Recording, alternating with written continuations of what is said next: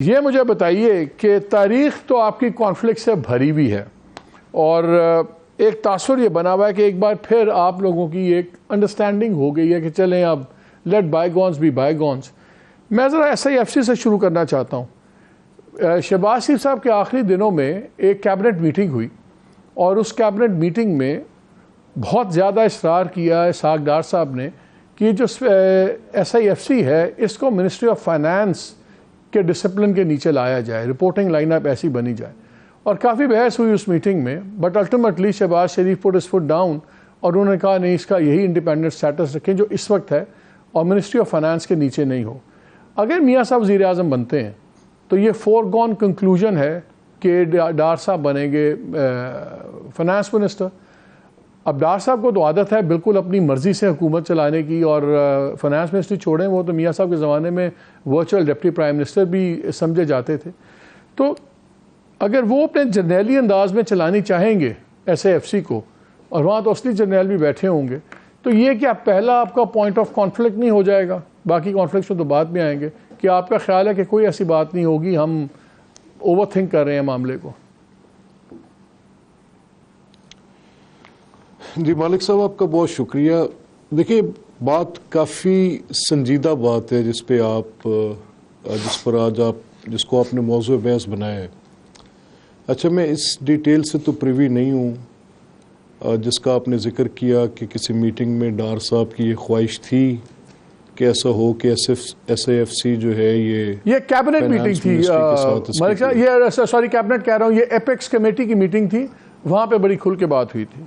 جی اب میں ان ڈیٹیلز کی میرے پاس کوئی معلومات نہیں ہے، لیکن ایک بات جو میں اس SIFC کے اب اس کے دو تناظر ہیں۔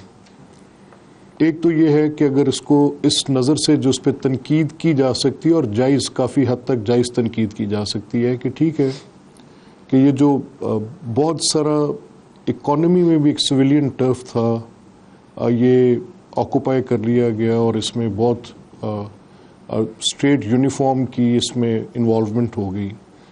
اب یہ بات ہے، ٹھیک ہے، یہ آپ کے سامنے ہے، یہ ہم دیکھ رہے ہیں، یہ ہوا ہے اور یہ ہے، یہ ریالٹی ہے، یہ ہو گیا۔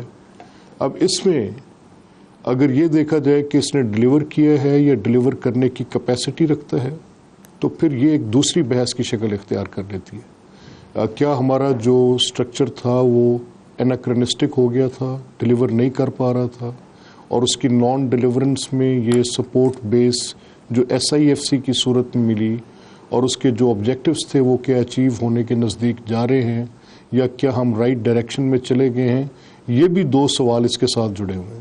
اس میں کنٹرول کا میکنزم کس کے پاس ہوگا، کیسا ہوگا، اور اس کو کون ایکچولی اس کے اوپر اپنی پوری پوزیشن رکھے گا۔ تو میرا یہ خیال ہے کہ اس کی جو حیت ہے وہ اٹ سیلف یہ بتاتی ہے کہ یہ کس طریقے سے پرفارم کرے گا۔ اس کا کنٹرول اس کی پرفارمنس کے ساتھ جڑا ہوا ہے، اور اس میں کچھ ایسا نہیں ہے جو کہ اس ایک بیوروکریٹک سٹرکچر میں پھنس جائے گا جہاں پہ نان ڈیلیورنس کے آڑے وہ سٹرکچر آتا تھا۔ تو میرا یہ ماننا ہے کہ اس SIFC کے ساتھ کنوینئنس آف بزنس، اس SIFC کے ساتھ ڈیلیورنس، اس SIFC کے ساتھ پرفارمنس، یہ تین چیزیں اٹیچڈ ہیں، اور ڈائریکٹلی یہ پرائم منسٹر کے ساتھ اور ان تمام متعلقہ منسٹریز کے ساتھ، اور ان کو ان ایڈیشن جو ایڈ میں پرووائڈڈ چیزیں ہیں ان کے ساتھ مل کے یہ کام کو آگے چلائیں گے۔ یہ میرا خیال ہے اس کی ایک ہولسٹک شکل بنتی ہے۔ جی نہیں، اس میں لیکن وہ تو آپ نے بات کی، I love the way you side step the question۔ میں آپ کی ہمیشہ عقل کی بڑی داد دیتا ہوں، میں مانتا ہوں آپ سائڈ سٹیپ بہت خوبصورتی سے کرتے ہیں، لیکن آج کرنے نہیں میں دوں گا، کیونکہ میرا خیال ہے کہ گورننس کے اندر ذاتیات کا بڑا تعلق ہے، پرسنالٹیز میٹر اے لاٹ۔ میاں صاحب ہمیشہ سے ڈیلیگیٹ کرتے ہیں اتھارٹی بہت زیادہ، اور ڈار صاحب کے معاملے میں بہت زیادہ ڈیلیگیٹ ہوتی ہے اتھارٹی۔ ہم نے دیکھا کہ SIFC میں دو تین بڑی انٹرسٹنگ چیزیں ہوئی ہیں جہاں انہوں نے کانسٹیٹیوشنل پرابلمس کو بھی حل کرنے کی کوشش کی ہے SIFC نے۔ فار ایگزامپل 80th امینڈمنٹ کے بعد بہت سی چیزیں ہیں جو پروونشل کنٹرول کی ہیں، پروونشل خرچے ہونے چاہیے، فیڈرل گورنمنٹ بھی گھسی ہوئی ہے، اوور لیپ بھی ہوتا ہے، لیکن کیا گیا کہ جو ایریاز آئیڈینٹیفائی کیے گئے جس طرح مائننگ ہے، ایگریکلچر ہے، اس میں ان صوبوں کے سیکرٹریز کو بھی ممبر بنا دیا گیا تاکہ وہاں منصوبہ بنے اور جو صوبائی گورنمنٹ ہے وہ اس میں خرچے کرے، سب کچھ کرے اور اس کی امپلیمنٹیشن وغیرہ چیز ہو۔ اس کو پولیٹیکل جو کہتے ہیں گیو اینڈ ٹیک سے بچانے کے لیے ڈائریکٹ انوالومنٹ بھی آ گئی انسٹیٹیوشن کی. جو آپ کے سی جی ایس ہیں وہ بھی اس میں انوالوڈ ہیں. ماضی پرائم منسٹر اس کو ہیڈ کرتے ہیں. لیکن ہم نے جب ماضی میں دیکھا جب ڈاکٹر صاحب تھے فائنانس منسٹر میاں صاحب کے نیچے تو تقریباً 42 کے 46 کمیٹیز کو وہ ہیڈ کرتے تھے. اس لیے میں نے وہ word virtual deputy prime minister کا یوز کیا تھا ورڈ. اب اس سٹائل سے تو ایس آئی ایف سی نہیں چلے گی اور نہ چل سکتی ہے. اور اگر یہ بھی کوشش کی گئی کہ اس کو منسٹری آف فائنانس کے نیچے لیا جائے تو اس کا سٹیٹس لوور ہو جاتا ہے. ایک چیز کو فائنانس منسٹر ہیڈ کر رہا ہے یا ایک چیز کو وزیر اعظم ہیڈ کر رہے ہیں, زمین آسمان کا فرق ہو جاتا ہے. سو میں یہ دیکھ رہا ہوں کہ کیا یہ شروعات ہی نہیں ہے کہ یہ تو نہیں ہوگا کہ 2 ماہ بعد ڈاکٹر صاحب چلے جائیں میاں صاحب کے پاس ہو کہ میاں صاحب میں کی کراں, میں تو یہ کرنا چاہ رہا ہوں لیکن وہاں پہ جی 6 جرنیل بیٹھے ہوئے وہ نہیں میری بات سنتے, فلانے نہیں سنتے, بلیمز آنے شروع ہو جائیں اور بہت سی شارٹ کمنگز جو ہو سکتا ہے گورنمنٹ آپ کی ہوں وہ ڈال دی جائیں ایز اے بہانہ اس بات پہ. میں اس لیے کہہ رہا ہوں کہ اس میں پرسنالٹی کا بڑا فرق پڑے گا. پھر ہم یہ بھی سن رہے ہیں اسلام آباد میں کہ شاید ڈاکٹر صاحب کے لیے کوئی اور رول بھی ہو سکتا ہے, چیئرمین سینٹ کا بھی یا صدر پاکستان کا بھی. وہی تو نیا صدر پاکستان ہونا ہے. تو کیا یہ سارے آپشنز ابھی کھلے ہیں کہ فیصلہ ہو گیا ہوا ہے کہ چوتھی بار وزیر اعظم بنیں گے نواز شریف صاحب تو ڈاکٹر صاحب بھی فائنانس منسٹر ہوں گے؟ It's an unfair question to you, but I'm just trying to understand.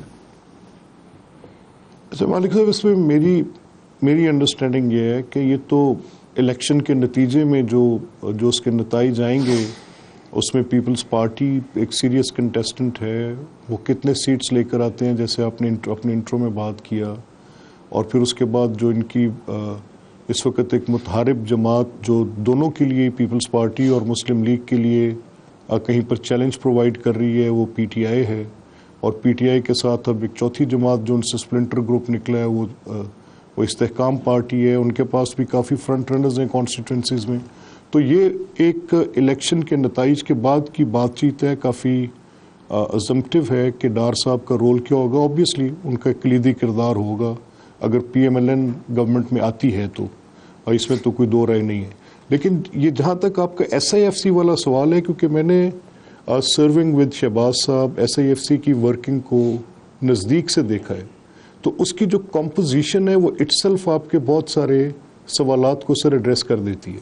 اب اس میں ایک کمیٹی کی فارمیشن ہے. وہ کمیٹی جس طرح آپ نے بجا طور پہ ذکر کیا کہ جیسے مائنز اینڈ منرلز کا اور ایگریکلچرل, کیونکہ یہ پروونشل سبجیکٹ ہیں, 18th امینڈمنٹ کے بعد ایک جو ہمارا پچھلا نیشنل فائنانس کمیشن ہوا اس کے بعد کچھ ایسی چیزیں موجود ہیں جس کے ساتھ کچھ سوالات اٹھائے جا سکتے ہیں, لیکن وہ بڑے سینسٹیو ہیں, جس میں پروونشل اٹانومی کا سوال آ جاتا ہے. پھر اس کے بعد وفاق کے پاس بچتا کیا ہے, ڈسٹریبیوشن آف فنڈز کی بات پہ بھی بات آ جاتی ہے. سو دیر از اے ایک لاٹ آف ایشوز جن کو ایڈریس کرنا گورنمنٹس کے لیے.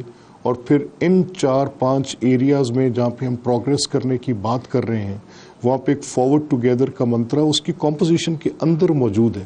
تو میرا یہ خیال ہے کہ یہ پوائنٹ آف ٹسل نہیں بنے گا, یہ پوائنٹ آف امپاورمنٹ ضرور بن سکتا ہے. اور اس کے ذریعے ہم کچھ اچیو کرنے کی جو ایک جدوجہد, ایک ایفرٹ میں نے دیکھی جب شہباز صاحب کا دور تھا, اس میں اس وقت چیئرمین بلاول کا بھی ایک بڑا وائبرنٹ رول تھا. وہ بھی تھے, پیپلز پارٹی اور مسلم لیگ نے مل کے کامبیٹ کیا along with their other allies.